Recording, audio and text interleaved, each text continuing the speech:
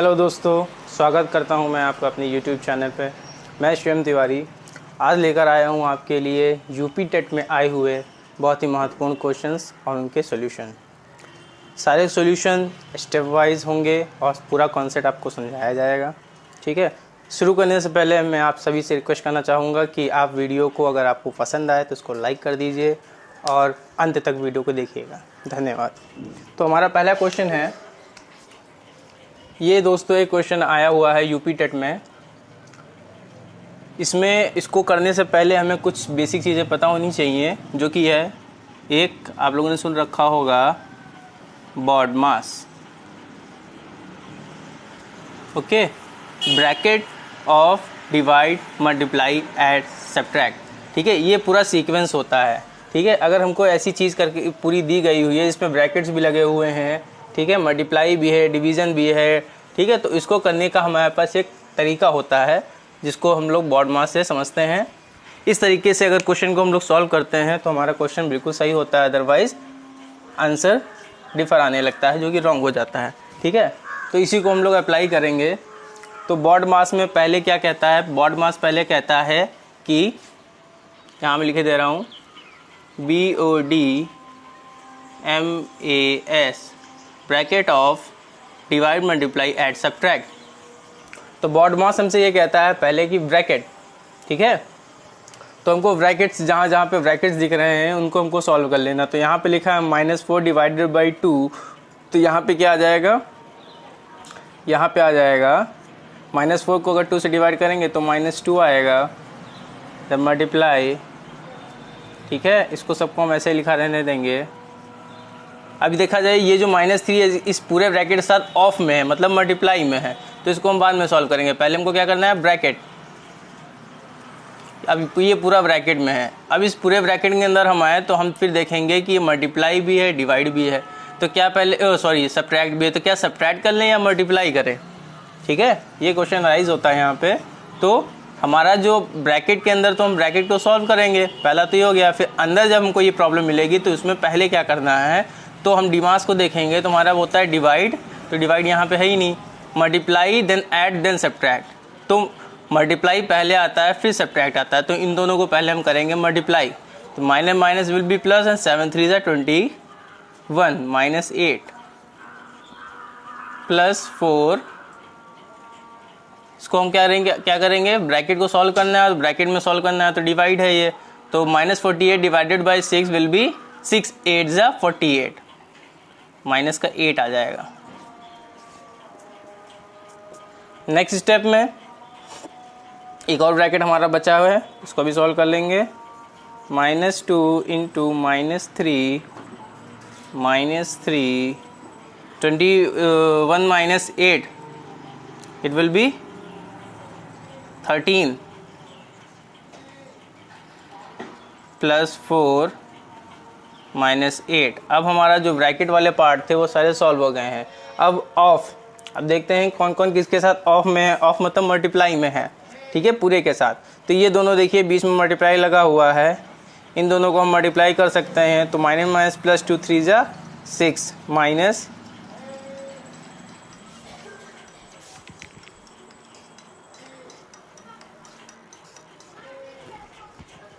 यहाँ पे हो जाएगा -3 2 3 ज़ा 6 माइनस -3, और ये हो जाएगा 13 इसके साथ मल्टीप्लाई में रहेगा, और ये माइनस का हो जाएगा 4 8 ज़ा 32, देन 6 माइनस, इसको भी हम मल्टीप्लाई करेंगे, दोनों ऑफ में थे, 13 3 ज़ा 39 प्लस का 39 माइनस का 32, देन ऐड होता है, देन सब्ट्रैक्ट होता है, तो पहले हम ऐड करेंगे, तो इसको ऐड करेंगे तो ये आ जाएगा 45 -32 and it will be 5 2 3 4 3 1, 13 is the answer. Okay, चलिए अब चलते हैं। पूरे मैं 10 क्वेश्चन आपको कराऊंगा जो कि सारे यूपी टेट में आए हुए हैं। तो चलते हैं नेक्स्ट क्वेश्चन की ओर।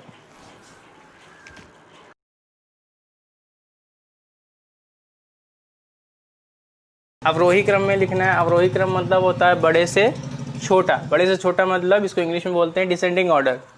ठीक है। तो डिसेंडिंग ऑर्डर में लिखना है हमें, ठीक है। तो डिसेंडिंग ऑर्डर में लिखने के लिए अब हमको एक चीज़ सीखनी है सबसे पहले कि मान लीजिए कोई भी हमको दो फ्रैक्शन दे रखी हैं, a/b और दूसरी दे रखी है c/d।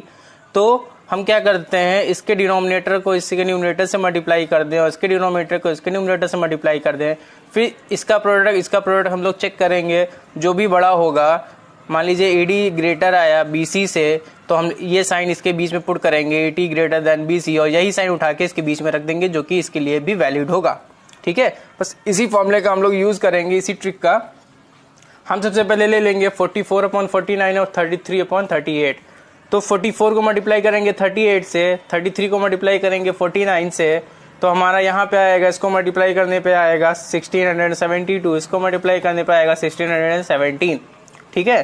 तो क्लियरली दिख रहा है कि 1672 इज ग्रेटर देन 1617, बस यही साइन उठा के इसके बीच में रख देंगे। इसका मतलब 44/49 इज ग्रेटर देन 33/38, ठीक है। ये हमारे ऑप्शन दे रखे हैं। अब हमको करना क्या है, हमको ऑप्शन से इसको सॉल्व करना है। अब ये चीज़ क्लियर हो गई कि 44/49 बड़ा है 33/38 से। अब देख लेते हैं कि यहाँ पे किन ऑप्शंस में ये चीज़ दे रखी है। तो यहाँ पे हम देख रहे हैं, क्योंकि ये हमारा डिसेंडिंग ऑर्डर है तो बड़े से छोटा होगा, तो ये सबसे छोटा दिखाया गया है इसमें। 44/49 को 33/38 से छोटा दिखाया गया है, बट ये ट्रू नहीं है, क्योंकि 44/49 33/38 से ग्रेटर है, तो ये ऑप्शन हमारा गलत हो गया, ठीक है। इसको एलिमिनेट कर दिया। दूसरा ऑप्शन देखते हैं, यहाँ पे 44/49 को भी 33/38 से छोटा दिखाया गया है। देखिए ये सबसे लास्ट में है, ये इससे पहले, इसका मतलब ये सबसे छोटा होगा, मतलब ये इससे भी छोटा है, ये इससे भी छोटा है, ठीक है। और लेकिन हम लोग पहले ही देख चुके हैं कि 44/49 33/38 से ग्रेटर है, तो ये ऑप्शन भी हमारा कैंसिल हो गया। अब आते हैं इन दोनों पे। इन दोनों में 44/49 को ग्रेटर दिखाया गया है 33/38 से, यहाँ पे भी ग्रेटर दिखाया गया है, इससे पहले लिखा गया है तो ग्रेटर है, ठीक है। तो ये चीज़, अब इन दो ऑप्शंस को हमको सॉल्व करना है, ये दोनों एलिमिनेट हो गए। अब क्या करेंगे हम इसको और इसको चेक करेंगे। तो हमने ले लिया 33/38 और 22/25। फिर करेंगे 33 को मल्टीप्लाई कर देंगे इसके डिनोमिनेटर से 25 से, और 22 को मल्टीप्लाई कर देंगे 38 से, तो इसका प्रोडक्ट आएगा 825 और इसका प्रोडक्ट आएगा 836। इसके बीच में ये साइन वैलिड होगा, क्योंकि 836 ग्रेटर होता है 825 से। ग्रेटर की तरफ का साइन क्या होता है, इस तरफ माउथ ओपन होता है, तो यही साइन उठा के हम दोनों नंबर के बीच में रख देंगे, ठीक है। दो ऑप्शन हमारे एलिमिनेट हो गए हैं। तो उसके बाद हमने ये जब किया तो यहाँ पे आया है कि 33/38 लेस देन 22/25। 22/25 ग्रेटर होगा 30 से, 3/38 से, और यहाँ पे 22/25 को 33/38 से छोटा दिखाया गया, तो ये ऑप्शन भी एलिमिनेट हो जाएगा। तो हमारा सही ऑप्शन क्या बचेगा, एक, ऑप्शन 1। चलिए चलते हैं नेक्स्ट क्वेश्चन की ओर।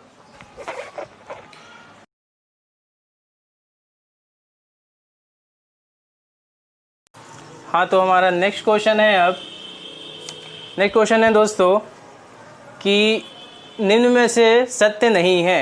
ये 4 ऑप्शन दिए गए हैं, इसमें से बताना है कौन सा सत्य नहीं है, ठीक है। तो पहला ऑप्शन है कि एक गुणात्मक तत्समक है, ठीक है।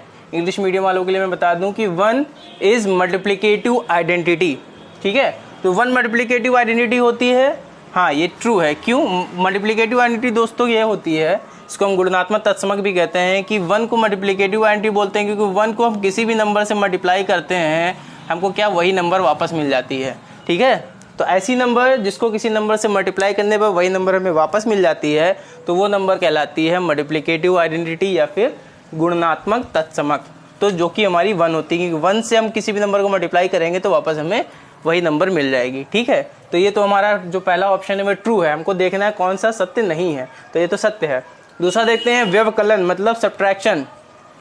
व्यवकलन क्रम विनिमय नहीं होता, व्यवकलन क्रम विनिमय नहीं होता, तो ये भी ट्रू है, क्योंकि व्यवकलन जो होता है, अगर हम 2 - 3 करें और 3 - 2 करें, दोनों इक्वल नहीं होंगे, ठीक है। तो क्रम विनिमय मतलब होता है कम्यूटेटिव, इंग्लिश में बोलते हैं इसको कम्यूटेटिव, ठीक है। तो कम्यूटेटिव प्रॉपर्टी जो होता है सब्ट्रैक्शन फॉलो नहीं करता है, क्योंकि कम्यूटेटिव मतलब होता है कि हम उसको ऑर्डर चेंज कर दें। 2 - 3 किया, 3 - 2 करें, रिजल्ट एक ही है, ठीक है। कम्यूटेटिव एडिशन होता है, 2 + 3 करें या 3 + 2 करें, रिजल्ट सेम आएगा, लेकिन डिवीज़न सब्ट्रैक्शन नहीं होगा, ठीक है। तो ये भी बोल रहा है ऑप्शन कि नहीं होता है, नहीं होता है, तो मतलब ये भी हमारा ट्रू है, ठीक है, ये भी सत्य कथन है।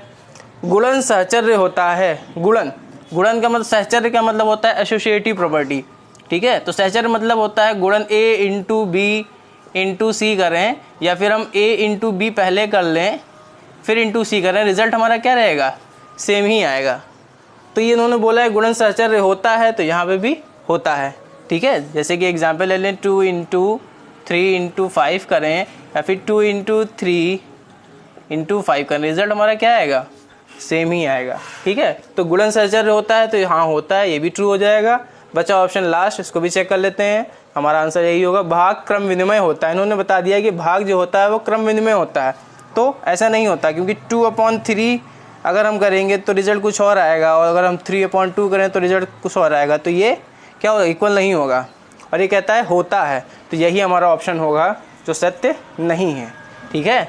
ये हमारा ऑप्शन होगा जो सत्य नहीं है, बाकी सब सत्य हैं, ठीक है। तो इस तरीके से ये कंप्लीट होता है। चलिए बढ़ते हैं नेक्स्ट क्वेश्चन की ओर।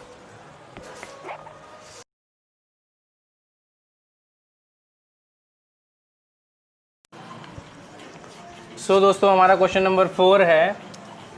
क्वेश्चन है, x की वैल्यूज़ कुछ इस तरह से दी गई हैं, y की वैल्यूज़ कुछ इस तरह से दी गई हैं, और z की वैल्यूज़ कुछ इस तरह से दी गई हैं। हमको फाइंड करना है महत्तम समावर्त या फिर HCF, ठीक है। HCF हमको फाइंड करना है, महत्तम समावर्त मासा। इसके 4 ऑप्शन दिए गए हैं, ये भी यूपी टेट में आया हुआ क्वेश्चन है। 4 ऑप्शन दिए गए हैं, तो इसका हमको मासा निकालना है। देखिए, मैं शॉर्टेस्ट वे आपको बताऊँगा मासा फाइंड करने का, या फिर महत्तम समावर्त HCF।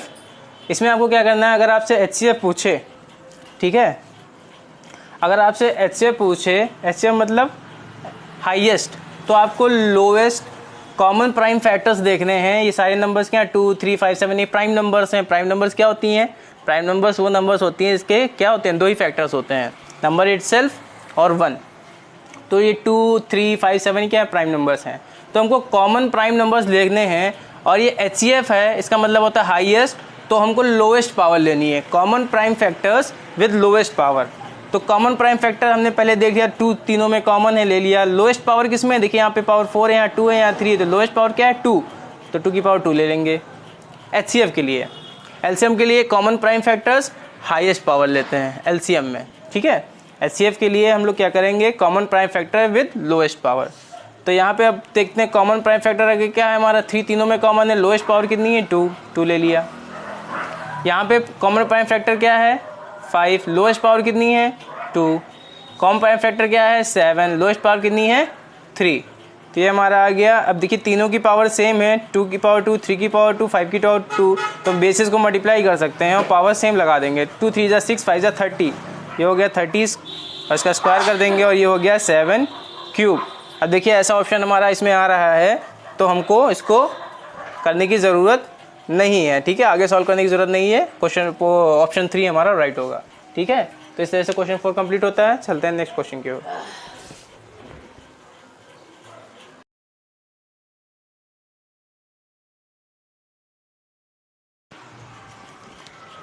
सो दोस्तों, हमारा नेक्स्ट क्वेश्चन है क्वेश्चन नंबर 5। देखिए वीडियो बहुत बड़ी हो रही है, इसके लिए मैंने टोटल 10 क्वेश्चन कराने के लिए बोला है यूपी टेट में, तो मैं 5 क्वेश्चन एज अ पार्ट 1 डालूंगा और 5 क्वेश्चन पार्ट 2 में आप लोग को प्रोवाइड करा दूंगा, ठीक है। तो वेट करिएगा पार्ट 2 के लिए। अभी मैं क्वेश्चन 5 ही आपको सॉल्व करके दिखाता हूँ, ठीक है। पार्ट 2 में नेक्स्ट 5 क्वेश्चन आएंगे। तो यहाँ पे दे रखा है, यदि 52,272 equals to p square q cube R4, वे जहाँ पे पी क्यू आर जो है अभाज्य संख्याएं, प्राइम नंबर्स हैं, तो 2p + q - r की वैल्यू हमको फाइंड करनी है, ठीक है। अब ये क्या है, अभाज्य संख्याएं हैं, तो इसको अभाज्य संख्याओं में तोड़ना पड़ेगा, इस फॉर्म में लाना पड़ेगा। तो इसके लिए हमको क्या करना पड़ता है, अभाज्य संख्याओं में अगर हमको उसको ब्रेक करना है तो हमको करना पड़ेगा उसका LCM, ठीक है। 2 से कट करेंगे, 2 2 = 4, 2 6 = 12, 2 2 = 4, 2 6 = 12, 2 1 = 2, 2 3 = 6, 2 6 = 12। देन 2 से फिर से 2 1 = 2, 2 3 = 6, 0 2 6 = 12, 2 8 = 16। दो नंबर्स को एक साथ ले जाते हैं तो 0 पुट लगाते हैं पहले, ठीक है। फिर से देख लीजिए, 2 1 = 2, 2 3 = 6, उसके बाद 13 को दोनों को साथ में ले जाना पड़ेगा, तो 0 लगाएंगे, 2 6 = 12, 1 बचेगा, 2 8 = 16। यहाँ पे आएगा 2 6 = 12, 2 6 = 12, 0 लगा देंगे, 2 3 = 6, 2 4 ज़ा 8, 2 4 ज़ा 8 हो जाएगा।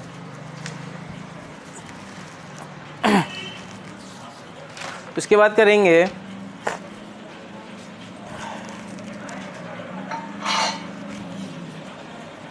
तो 6 ज़ा 12, सॉरी यहाँ पे कुछ गलती हो गई है, तो 6 ज़ा 12, यहाँ पे 1 बचेगा, 2 5 ज़ा 10, 2 3 ज़ा 6, 2 4 ज़ा 8, फिर 2 से कट करेंगे, 2 3 ज़ा 6, 2 2 ज़ा 4, 2 6 ज़ा 12, 2 7 ज़ा 14। अब देखते हैं ये अब किस नंबर से कटेगी भाई। तो पहले तो सम करके देख लेते हैं, 3 2 5, 5 6 11, 11 7 18। अगर इनका सम 18 आ रहा है और 18 जो है 3 से डिविजिबल होती है, तो ये नंबर पूरी क्या होगी, 3 से डिविजिबल होगी। तो हम 3 से करेंगे, 3 1 ज़ा 3, दोनों नंबर एक साथ ले जाएंगे तो 0 लगाएंगे, 3 8 ज़ा 24, 3 9 ज़ा 27। अभी भी देखें 3 से कट हो रही है, 9 8 17 प्लस 1 18, अभी भी 3 से कट हो जाएगा, 3 3 ज़ा 9, 3 6 ज़ा 18, 3 3 ज़ा 9, फिर 3 से कट होगा, 3 1 ज़ा 3 2 ज़ा 3 1 ज़ा, देन ये 11 से कट होगा, 11 ज़ा 11, 11 1 ज़ा 11, देन 11 1 ज़ा 11। तो हमारे ये प्राइम फैक्टर्स जो आए हैं 5 2 2 7 2 के, वो हैं, इसको हम लिख सकते हैं 2 कितनी बार है, 1 2 3 4, 4 टाइम्स है, 2 टू द पावर 4, 3 3 टाइम्स है, 3 टू द पावर 3, 11 और 2 टाइम्स, तो 11 2। और ये किसके इक्वल है, ये इक्वल है पी स्क्वायर क्यू क्यूब और R4, ठीक है। अब दोस्तों ये क्योंकि ये दोनों चीज़ें क्या हैं, इक्वालिटी में है और पावर सेम है, ठीक है, तो इक्वालिटी होने इस्टेब्लिश यहाँ पे पहले दे दिया गया है कि इक्वालिटी है, पावर सेम है, तो इनकी बेसिस भी इक्वल होने चाहिए।